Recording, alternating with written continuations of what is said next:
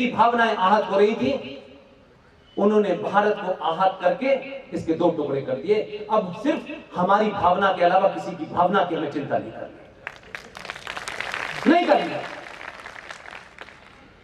ये जो 70 साल में आपने झूठ बोला है, झूठ सुना है, और इतना झूठ सुना है कि आपको झूठ सच लगने लगा है। और शायद आपकी प्रवृत्ति या हमारी प्रवृत्ति हो गई है कि हम दूसरे से भी झूठ सुनना चाहते हैं। राजनीतिक लोगों को मैं कम जिम्मेदार मानता हूं, मैं तमाम समाज में काम करने वाले उन लोगों को जिम्मेदार मानता हूं जिनको यह करना चाहिए था, क्यों नहीं किया।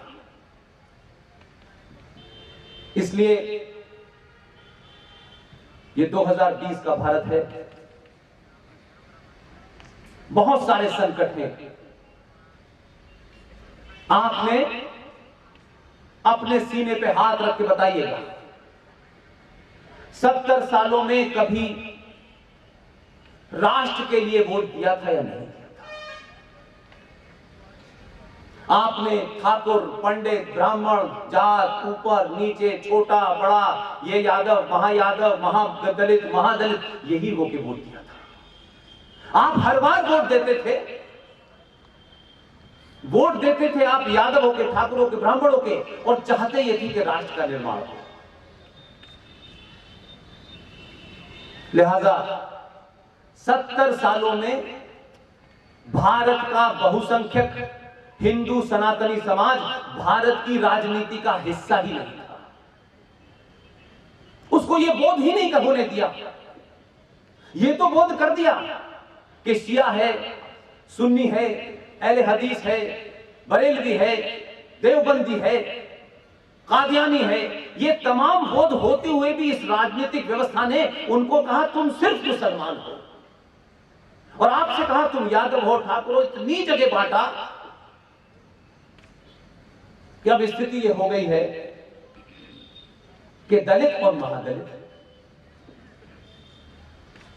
ये पिछड़ा, ये अति पिछड़ा।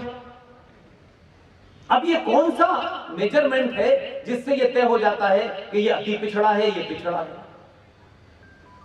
लेकिन जैसे मनुष्य के जीवन में एक समय आता है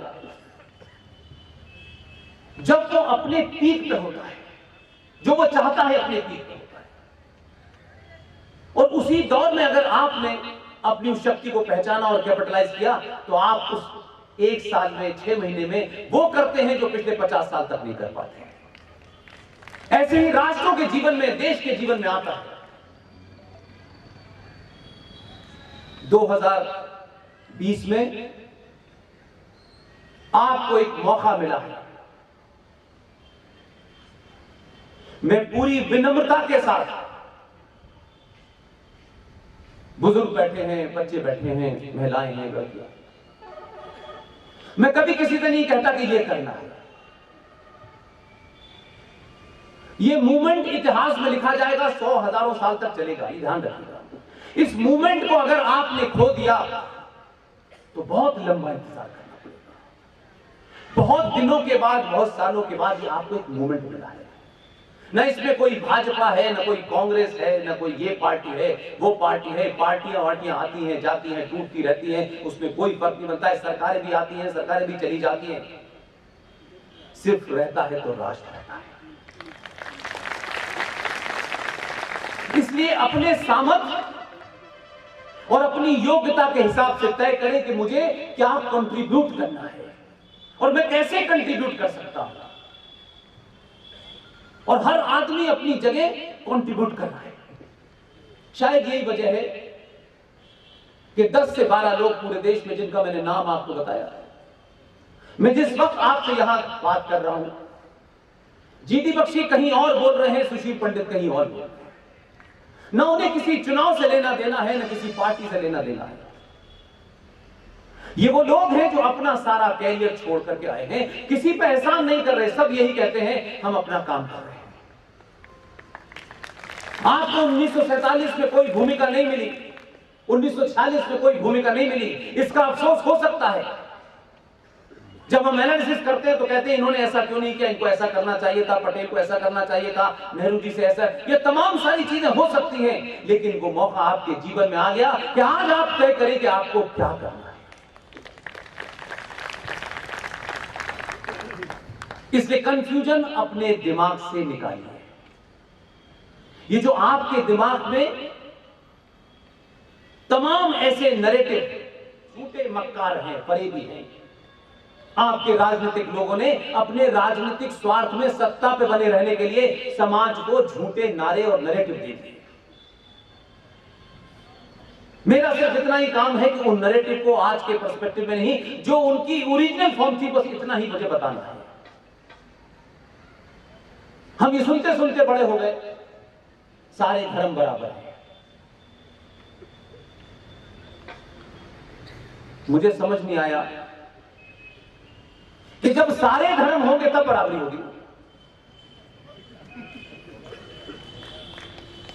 झूठ इससे बड़ा कोई हो सकता है? पूरी जनरेशन आपने बिगाड़ दी।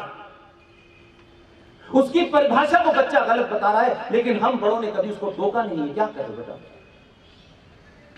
शिक्षा व्यवस्था में 70 सालों में 30 साल तक, चाहे मौलाना आजाद रहे हो, फखरुद्दीन रहे हो, एनसी छागला रहे हो, सैयद नूर हसन रहे हो, अली अशरफ फातमी रहे हो, 30 साल तक इस देश में वो लोग शिक्षा मंत्री थे जो आज ये कहते हैं हम शिक्षा में बहुत पीछे हैं। तुम जीवन भर शिक्षा में पीछे रहोगे। वो प्रॉब्लम तुम्हारे अंदर है। तुम्हें कोई शिक्षित कर ही नहीं सकता, ना अल्लाह मियां कर सकता, ना मोहम्मद साहब कर सकता।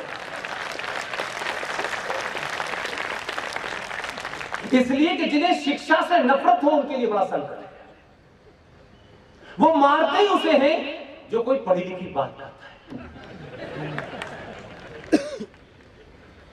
लिहाजा मैं आप सबके सामने, आप सबसे, मेरी बात आपको तथ्यात्मक लगे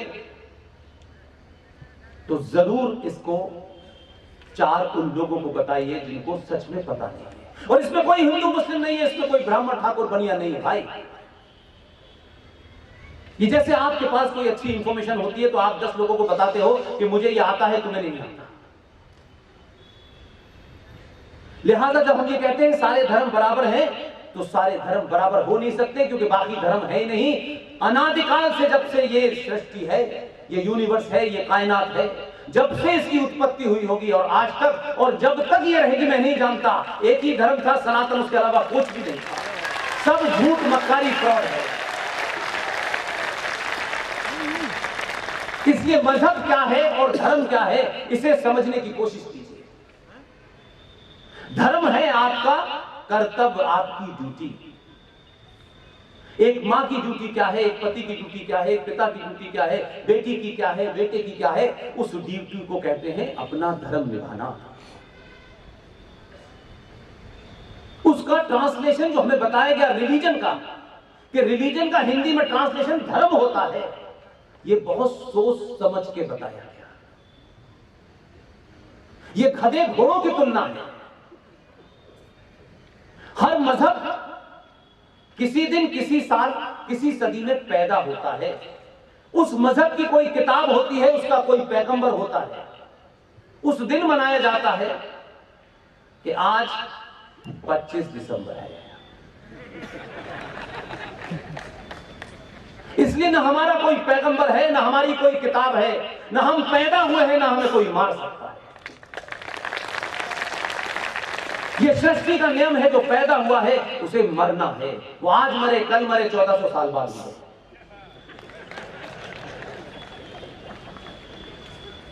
इसलिए रिलीजन का अर्थ अगर हिंदी में कुछ हो सकता है या है, और ये बात मैं नहीं कह रहा, इस देश का एक विद्वान जो इंदिरा गांधी से भिड़ गए थे इसी बात के लिए, उनका नाम है स्वर्गीय एलएम सिंह जी, जिनका बेटा आजकल आपने देखा होगा सुप्रीम कोर्ट में जज बनाने की प्रैक्टिस कैसे करता है।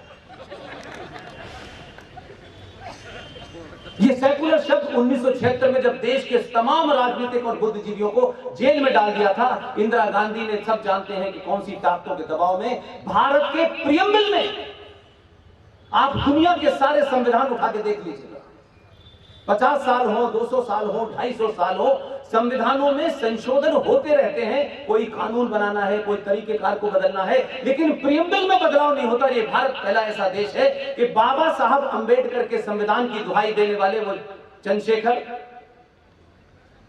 वो प्रकाश अंबेडकर, वो दलितों की राजनीति करने वाले लोग ये कहते हैं कि बाबा साहब के इस संविधान को ये जो आए हैं नाथूराम गॉडसे के मानने वाले, ये हिंदू ताकतें, ये ब्राह्मण ताकतें, ये बाबा साहब अंबेडकर के संविधान को तोड़ना चाहती हैं।